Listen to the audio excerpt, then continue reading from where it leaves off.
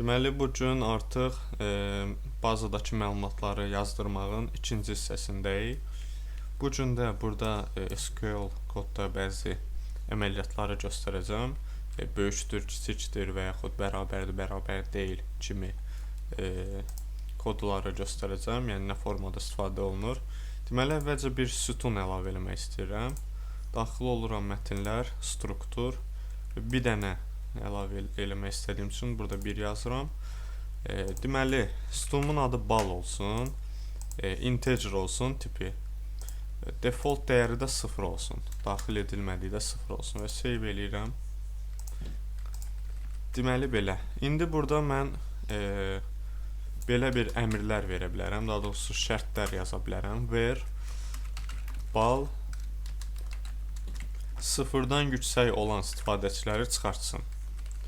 Və heç bir istifadəçi çıxartmadı, çünki hamısında hal-hazırda 0-dır. Amma məsəl üçün burada hafizi 1 eləsəm, tək hafizin adını çıxardacaq. Və yaxud bunu böyükdür, kiçikdir formasında da yazmaq olar. 0-dan aşağı olanlar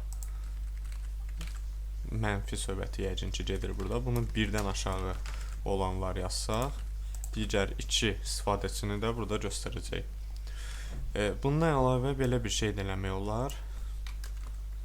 1-ə bərabər olanlar göstərilsin və yaxud 1-ə bərabər olmayanlar göstərilsin. Bu vaxtda da bərabərdinin qabağına bir nida əlavə edirik.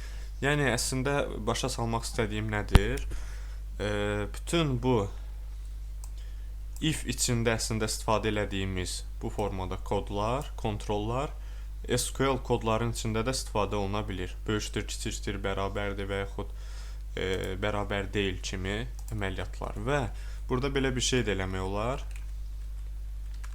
1-ə bərabər olan, amma bir fərq var ki, if-də 2 dənə bərabər yazırıq burada, amma burada 1 dənə olur. Və burada or-dan da istifadə edə bilərik. Or 1-ə bərabər olan və belə bir şey də eləyək. Bal 0-dan böyük olanlar. Yəni, if içində istifadə elədiyimiz or-u burada da istifadə eləyə bilirik.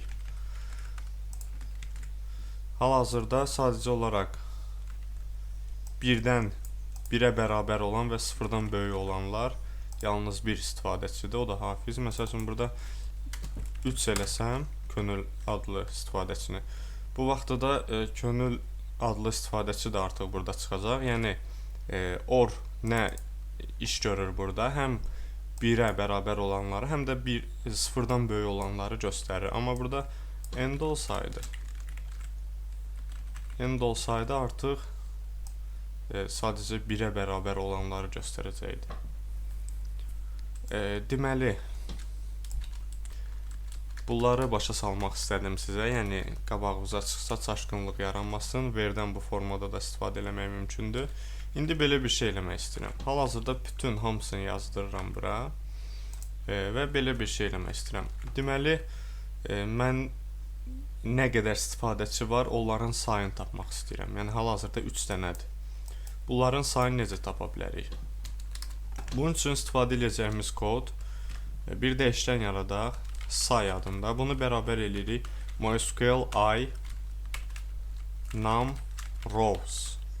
Bu formada bir funksiyamız var. Və bunun içinə həmin bu MySQL query ilə yaratdığımız, daha doğrusu bərabər elədiyimiz dəyişkəni yazırıq, yəni tapı. Artıq bu say dəyişkəni bizə birbaşa rəqəm verməlidir. Məsəl üçün, bu hissəni bağlayaq, görsənməsin və bura sayı yazdıraq. 3 dəyərin verdi mənə, yəni həqiqətən də burada 3 dənə istifadəçi var. Amma belə bir şey də eləsək, balı where bal 1-dən yüksək olanlar.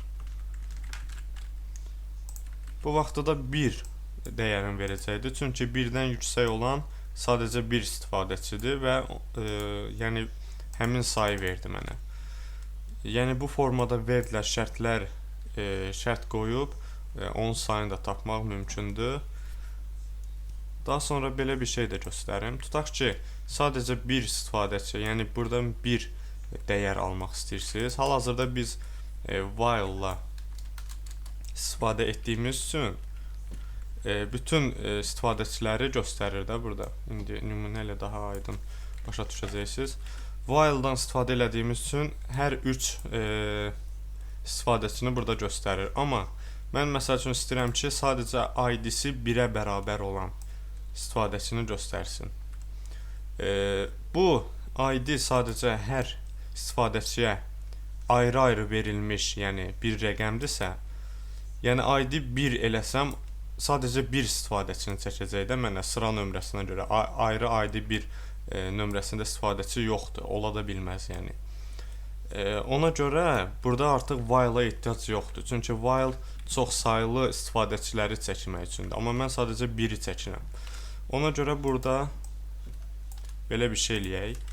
Where ID-si 1-ə bərabər olan, yəni bir dənə. Burada artıq while-a ehtiyac yoxdur. Birbaşa məlumat dəyişəni MySQL I fetch array yazıram və bura tapı daxil edirəm. Artıq həmin istifadəçinin məlumatlarını bu formada çəkdim. Aha. Error verdi. Səbəb nədir? Bir dəqiqə. Səhv odur ki, burada login adında bir sütun yoxdur. Mən login müəllifi login ilə qatışdırdım. Login adında bir sütun yoxdur. Burada müəllif olacaq bu formada və tək istədiyim məlumatları bu formada çəkə bilirəm. Yəni burada davamı olaraq da bu formada yaza bilərəm. Məlumat, mətn. Və mətni də bir istifadəçiyə aid olan mətni də bu formada çəkdim. Hələlik bu qədər. Yenə də davam eləyəcəyik.